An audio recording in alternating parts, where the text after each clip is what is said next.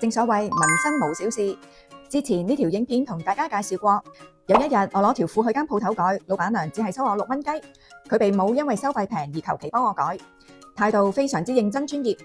之後有好多朋友仔都問我間鋪頭喺邊度，因為間鋪頭之前打風嘅關係出爛咗個招牌，所以我唔知點樣教大家去揾呢間鋪頭。呢日因為我有另一件衫要攞去改，所以可以順便拍條片教大家點樣去揾呢一間鋪頭。另外，對於喺大灣區生活嘅朋友仔嚟講，我哋經常都需要準備唔同嘅證件相去申請唔同嘅證件。有啲申請嘅時候指明需要用回執嘅相片，有啲就唔需要回執。今日會同大家分享一下邊一啲證件需要用回執嘅相片，而邊一啲就唔需要。要回執嘅相片可以喺邊度影？至於唔需要回執嘅相片，原來自己喺屋企整都非常之簡單。想慳錢做精明一族嘅你，快啲去片啊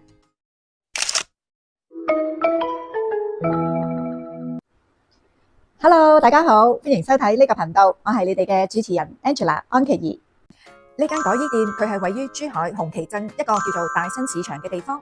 大家如果需要導航嘅話，可以直接入大新市場，架車可以泊喺路邊，然後揾呢一間叫做德林堂嘅鋪頭，喺呢一條巷仔嗰度向前行入去。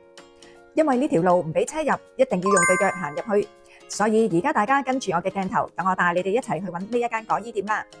行入去嗰條巷仔好似好細，但係入到去，大家就會發現別有洞天。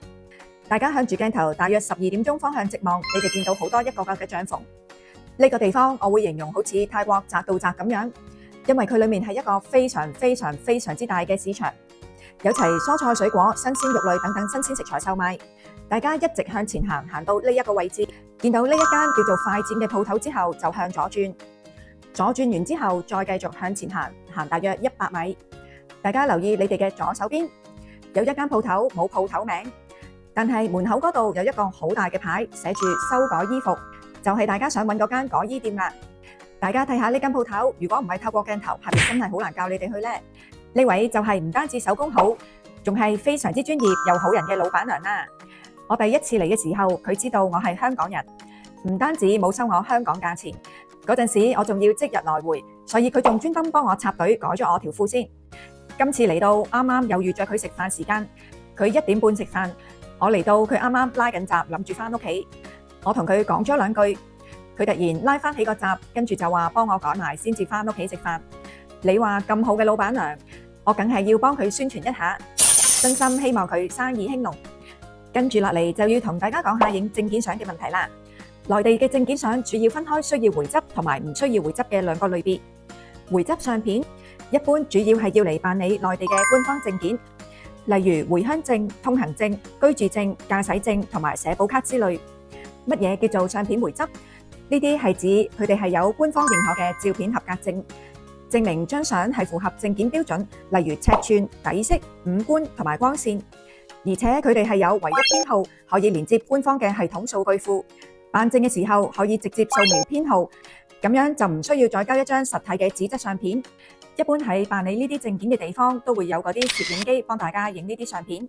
我自己去過，好多時都見佢要大排長龍，又或者有啲影相機係有待維修，所以我自己就建議大家，如果有時間嘅話，不妨出嚟呢一啲影相鋪嗰度影定啲相片先，因為佢哋嘅收費基本上同嗰啲影相機都係一樣，而且佢哋仲有專人可以喺電腦嗰度幫你整走個黑眼圈，又或者加多幾條頭髮俾你都得。呢啲咁窩心嘅服務喺民政大樓嘅影相機就俾唔到你啦。順帶一提，呢啲攝影店除咗一般嘅拍照服務之外，好多時佢哋都會提供埋影印，又或者相片打印之類嘅服務。而我自己就曾經攞一沓文件俾佢哋，叫佢哋幫我釘裝成一本書。佢哋做工非常之精美，仲幫我整埋封面添，而且價錢一啲都唔貴。有需要嘅朋友仔就知道原來呢啲地方可以幫到你啦。講完邊啲情況大家需要用有回執嘅相片，依家就同大家講下邊啲情況我哋可以用唔需要回執嘅相片。一般用到唔需要回執嘅相片，大部分都係適用於網上填表、APP 認證，又或者係普通嘅文件。對於呢一類唔需要回執嘅相片，我想介紹大家用一個免費嘅 APP。呢一個就係依家國內非常之多人用嘅免費軟件，叫做豆包。大家可以喺手機或者電腦嗰度下載，佢係一個人工智能軟件。操作上，大家可以當佢係 DeepSeek 深度求索咁樣用，問佢一啲問題，佢就會俾一啲好詳細嘅答案你。佢喺圖像處理方面都有一啲好強大嘅功用，至於實際操作係點樣，大家千祈唔好眨眼。依家就等我手拖手教你哋點樣去做。首先喺豆包嗰度展開一個新對話，然後撳右手邊呢一個加號，跟住上載一張你自己嘅照片，好似我咁樣上載咗呢一張照片之後，跟住落一句指令，例如叫佢幫我將呢一張相片做成一張有效嘅居住證相片。大約幾秒鐘之後，佢就幫我整咗呢一張相片啦。大家對比一下兩張相片，除咗幫我換咗背景嘅顏色，將我隻手放翻落嚟，仲幫我件衫加翻個衫領，塊面對翻正個鏡頭之餘，仲幫我收埋面啊！唔單止方面，我覺得非常之神奇又好玩。最重要嘅就係佢係免費㗎。今日嘅分享就嚟到呢度。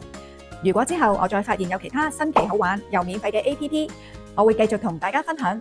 未訂閱嘅朋友仔記住要訂閱，訂閱咗嘅朋友仔記住讚好同埋分享啦。我哋下期再見，拜拜。